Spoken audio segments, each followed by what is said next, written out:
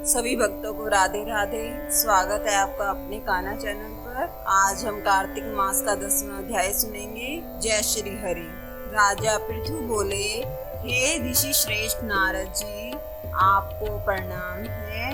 कृपया अब यह बताने की कृपा कीजिए कि जब भगवान शंकर ने अपने मस्तक के तेज को क्षीर सागर में डाला तो उस समय क्या हुआ। नारद जी बोले, हे राजन, जब भगवान शंकर ने अपना वह तेज क्षीर सागर में डाल दिया तो उस समय वह शीघ्र ही बालक होकर सागर के संगम पर बैठकर संसार को भय देने वाला रुंदन करने लगा। उसके रुंदन से संपूर्ण जगत व्याकुल हो उठा। लोकपाल भी व्याकुल हो गए। चराचर चाल्यमान हो गया। शंकर सुवन के रुंदन से संपूर्ण ब्रह्मांड व्याकुल हो गया। यह देखकर सभी देवता और ऋषि मुनि व्याकुल होकर ब्रह्मा जी की शरण में गए और उन्हें प्रणाम कर उनकी स्तुति करने लगे। उन सभी ने ब्रह्मा जी से कहा, हे पितामह, यह तो बहुत ही विकट परिस्थिति उत्पन्न हो गई है। हे महायोगिन, को इसको नष्ट कीजिए। देवताओं के मुख से इस प्रकार सुनकर ब्रह्मा जी सत्यलोक से उतरकर उस बालक को देखने के लिए सागर के तट पर आए। सागर ने ब्रह्मा जी को आता देख उन्हें प्रणाम किया और बालक को उठाकर उनकी गोद में दे दिया। आश्चर्यचकित होते हुए ब्रह्मा जी ने पूछा, हे सागर, यह बालक किसका है? शीघ्रता पूर्वक कहो। सागर बोला, प्रभु, यह तो मुझे ज्ञात नहीं है, परंतु मैं इतना अवश्य जानता हूँ कि यह गंगा सागर के संगम पर प्रकट हुआ है।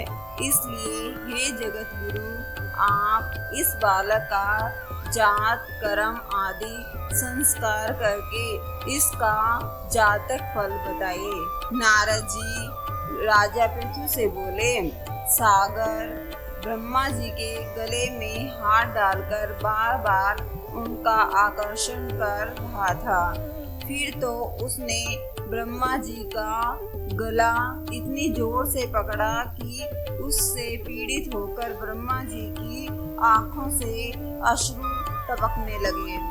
ब्रह्मा जी ने अपने दोनों हाथों का जोर लगाकर किसी प्रकार सागर से अपना गला छुड़वाया और सागर से कहा, हे सागर, सुनो, मैं तुम्हारे इस पुत्र का जातक फल कहता हूँ।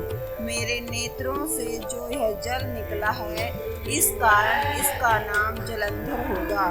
उपतन होते ही यह तरुणावस्था को प्राप्त हो गया। इसलिए यह सब शास्त्रों का पारगामी, पराक्रमी, महावीर, बलशाली, महायोद्धा और रण में विजय प्राप्त करने वाला होगा। यह बालक सभी दैत्यों का अधिपति होगा। यह किसी से भी पराजित न होने वाला तथा भगवान विष्णु को भी जीतने वाला होगा। भगवान शंकर को छोड़कर यह सबसे अवध्य होगा। यहाँ से इसकी उत्पत्ति हुई है, वह वहीं जाएगा। इसकी पत्नी बड़ी पतिव्रता, सौभाग्यशालिनी, सुरभ सुंदरी, परम मनोहर, मधुर वाणी बोलने वाली तथा शीलवान होगी।